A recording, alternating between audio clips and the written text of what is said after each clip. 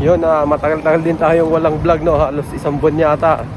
Kasi yun, may mga inayos pa ako. So ngayong araw na to, sa video na ito ay pupunta tayo sa park, mag-cherry blossom viewing tayo kasi season na ng cherry blossom dito. Tapos 1 week lang siya, maalalagas na siya. So ngayon Sabado at wala akong pasok, kailangan kong pumunta na kasi next week wala na to.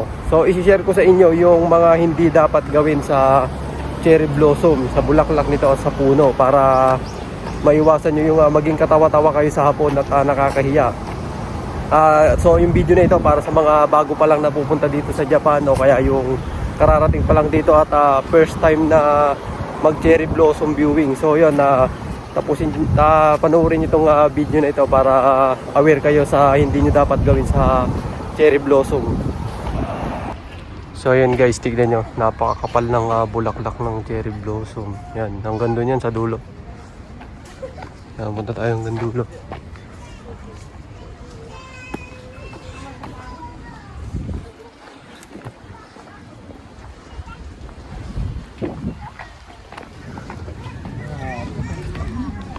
So ayan, ang daming namamasyal. Basta ganitong season. Yan, tapos 1 week lang to na yung bulaklak na yan. After 1 week malalaglag na yan, malalagas na. Tapos tutubo na yung dahon niya. So yan.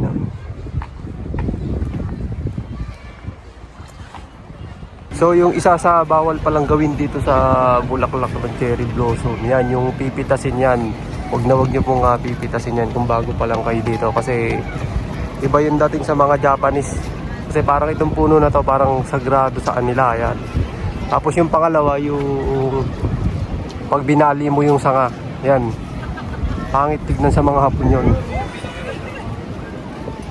Yan, wag nyo pong babaliin yung sanga nyan. Tapos yung pangatlo, yung pag-akyat dyan, kasi napanood ko sa national TV, may ibang lahing umakyat, hindi ko nasasabihin kung anong lahi. Inakyat yan, tapos nakuhanan siya ng video, tapos pinakita talaga sa national TV. So nakakahiya yan, bawal talaga akyatin yan. Yan. So napakarami yan. Ito nga pala yung munisipyo dito, yan, likod ng munisipyo. Sumunod. Yan. So yung may dumaan, nagulat pa ako.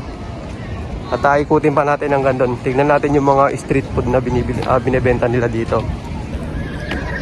Basta naman masyal ako dito, wala akong nakikitang Pilipino.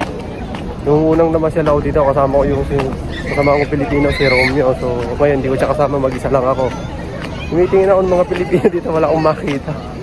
Puro Japanese na nandito. So ayun guys, yun yung mga booth na bilihan ng mga pagkain dito. Yan, napakaraming tao. Tapos yan, may mga nagpipiknik. So tatry natin bumili kung makakahintay tayo, kasi may mahaba yung pila sa iba. Ayan. Yan guys, napakahaba pa niyan. Tapos meron pa sa left side, yung palabas na yon. Ayan o, ang ganda. Guys, lilipat tayo sa ibang pwesto. Meron pa rin kasing lugar dito, yung park dito na nakaano din yung mga sanga, yung parang nakabaluktot pababa. So para siyang tunnel gano'n. Puntahan natin kung andun pa, kung hindi pa pinutol. Yan guys, ito yung isang pasyalan dito. Yan, yung mga sanga nakababa. Yan, para siyang tunnel.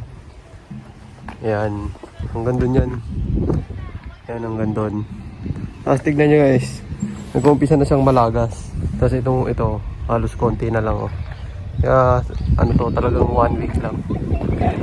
Ayan. Tapos dun sa baba, yan, puro bulaklak din pero damo lang yan.